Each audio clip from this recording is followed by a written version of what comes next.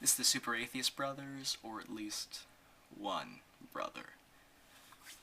So I've come here to talk about the Euthyphro dilemma. The Euthyphro dilemma. It's a little funny to say. And basically, it's a response to what a lot of Christians throw out, that God is the moral standard of righteousness, that He makes morals, He made morals, whatever He made is good, so it's good. That's what God is. But the Euthyphro dilemma is basically about how Socrates pwned Euthyphro in debate. The Euthyphro dilemma goes something like this. Is what is moral commanded by God because it is moral, or is it moral because it is commanded by God? It's a good question to ask. Is God right simply because He makes it right? He's omnipotent and He has the power to do anything. So He can make anything happen, including making morality. In fact, Christians believe He made morality.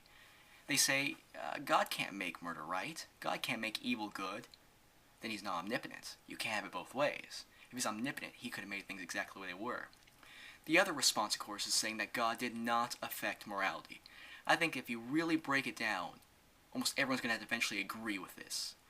And if God doesn't have any effect on morality, what does that mean? If God doesn't have any effect on morality, that means it's intrinsic.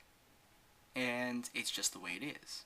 But the most important thing you take away from this is that a non-believer does not need morality from God. It's intrinsic. We all have it, one way or another. I'd say altruism. It obviously isn't divinely inspired unless God made it right.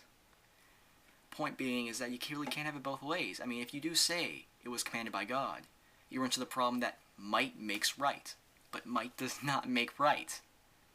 And also its appeal to authority. I mean, just because God is God doesn't mean that it's right. It could be completely wrong. In another universe where the morals actually were right, or how they actually may have been, standard, whatever they were without God's intervention, murder may be moral. And helping children may be evil. You really can't say. It's almost impossible if you put God into the equation. You throw yourself into a box where you're surrounded by ignorance. There's nothing really you can do about it, but go with the other response. It's not a false dichotomy. You really only have two options. And almost every rational person will end up saying that morality is intrinsic, or at least it's not relied upon by God. And that's the most important part about it. And even you theists who may not like it, it's not necessarily throwing away absolute morality, even though absolute morality is absolutely ridiculous. But still, it's not completely throwing it away. So that's my thoughts on the moral standard of God, whatever they really mean by that. If I'm wrong, tell me. If there's a flaw in my argument, demonstrate it. Non-believers and believers all alike. If I'm wrong, point out to me, please. I would like to be correct. And, a lot of people say that I'm not genuinely looking for God, or not genuinely reading the Bible for the right reasons. By the way, I am reading the Bible cover to fucking cover.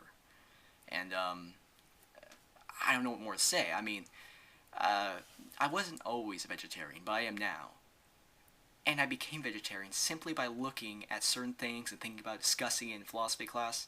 And I came to the conclusion that you couldn't have it both ways. Either, I wouldn't get into vegetarianism. The point is that I am willing to change my position based on the evidence. I'm not just an atheist because I don't want to live by God's law and I like sin. I have good reason behind it, I can defend it, and I want to be as correct as I possibly can be correct with the current evidence. And if I'm not, tell me. Please point out. If my arguments are flawed, tell me. I can't make that much more clear. Have a nice day.